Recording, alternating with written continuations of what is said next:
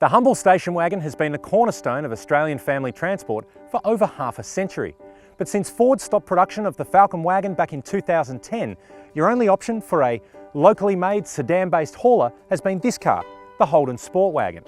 But sadly, production of this too is due to cease in a few years' time, so we thought it was the perfect opportunity to wind the clock back 50 years and take a look at a car that's both iconic and important for Australian history, the EH Holden.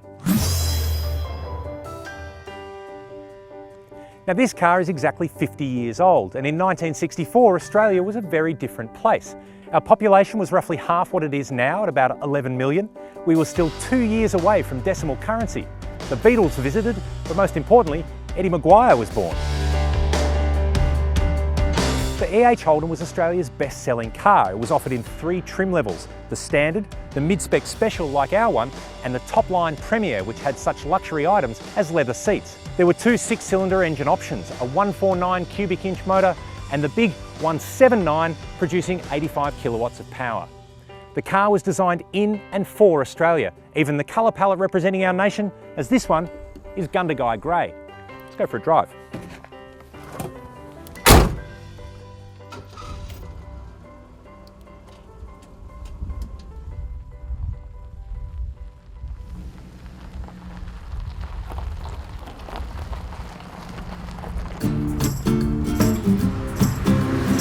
The first thing you may notice about the EH is that I'm not wearing a seatbelt.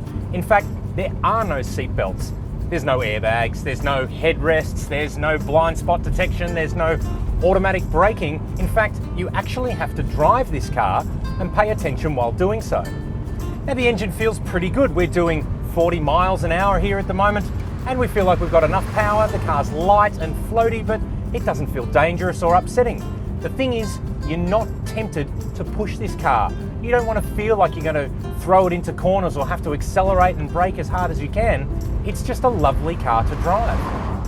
Now this would have been pretty standard Australian transport back in the 60s and 70s. And I'll tell you what, it kind of puts the fun back into motoring. It's where the journey was what it was all about rather than the destination. And I can tell you what, it's a pretty fun place to be. There would have been lots of games of I Spy and children fighting in the back, but no headrests means you can whip them around quickly and give them a slap.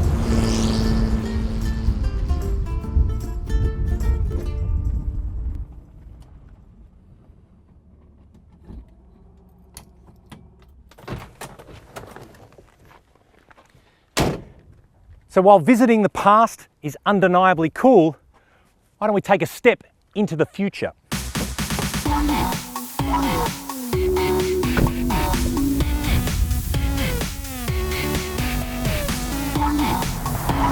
Well, immediately the Calais shows you just how far we have come in sense of noise and comfort and quietness of the car. I feel like this is a cocoon compared to the EH. Now inside there's pretty much everything you could want.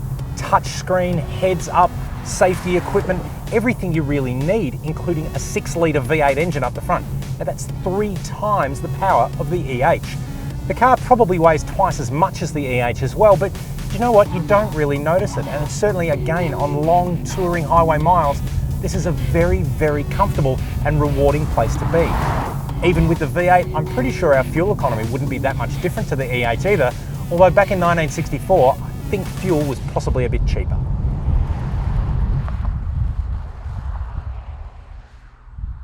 Now I'm sure there's a great deal of fond Australian memories that come from the back of a wagon. I for one remember a particular duck egg blue VH vacationer on a Melbourne to Sydney road trip long before there was the Hume Freeway.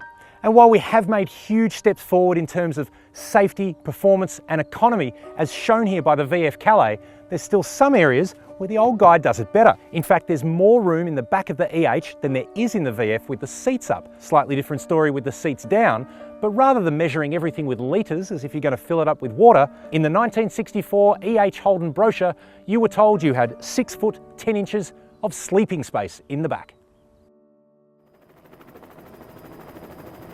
When local production of the Holden Commodore ends in 2017, the VF Sportwagon will be the last wagon to be produced in Australia. To make this really hit home, you have to say it to yourself. The VF Commodore will be the last ever Aussie-built wagon. Now that is a sad thing, It's a fantastic car, but it is a world-class product. So ending the heritage of Australian-built wagons and the wonderful memories that wagons provide, with the VF Commodore, we are absolutely going out on a high note.